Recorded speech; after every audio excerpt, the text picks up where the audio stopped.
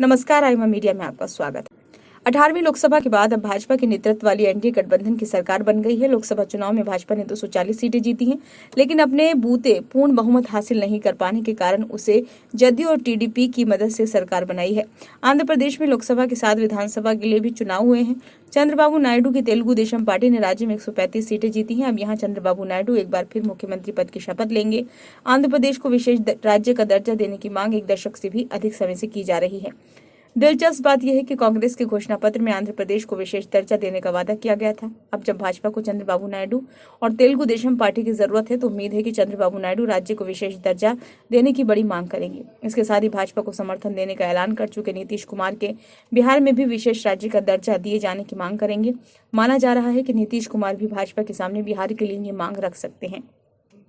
ऐसे में सवाल ये पूछा जा सकता है कि किसी राज्य को दिए जाने वाला स्पेशल स्टेटस आखिर क्या है और इससे विशेष राज्य का दर्जा पाने वाले स्टेट के लिए क्या बदला जाता है। भारत के संविधान में ऐसे स्पेशल स्टेटस का कोई प्रावधान नहीं है। भारत में 1969 में गॉडगिल कमेटी की सिफारिश के तहत विशेष राज्य के दर्जे की संकल्पना अस्तित्व में आई। इसी साल असम, नागालैंड और जम्मू कश्मीर को विशेष राज्य का दर्जा दिया गया। गॉडगिल कमेटी के फॉर्मूले के तहत स्पेशल कैटेगरी का स्टेटस पाने वाले राज्य के लिए संघीय सरकार की सहायता और टैक्स छूट में प्राथमिकता देने का सुझाव दिया गया था। स्पेशल स्टेटस पाने वाले राज्य के लिए एक्साइज ड्यूटी में भी महत्वपूर्ण छूट दिए जाने का प्रावधान किया गया था, ताकि संख्या में कंपनियां मैन्युफैक्चरिंग फैसिलिटी स्थापित कर सके। स्पेशल स्टेटस सामाजिक और आर्थिक भौगोलिक कठिनाइयों वाले राज्यों को विकास में मदद के लिए दिया जाता है। इसके लिए अलग अलग मापदंड निर्धारित किए गए हैं। वर्तमान में भारत में 11 राज्यों को इस तरह के विशेष श्रेणी का दर्जा दिया गया।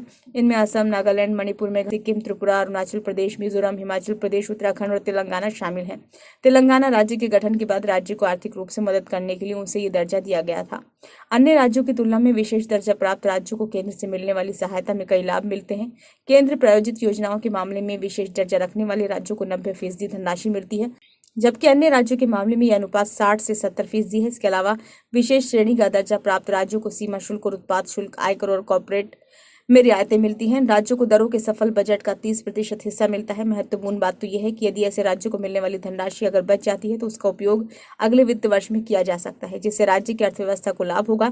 एक बार विशेष दर्जे का पिटारा खुल गया तो पता नहीं ये कैसे रुकेगा। ये वीडियो आपको कैसा लगा? यदि अच्छा लगा हो तो लाइक करें, कॉमेंट बॉक्स में सुझाव दें। यदि आपने इस चैनल को सब्सक्राइब नहीं किया है तो कर लें।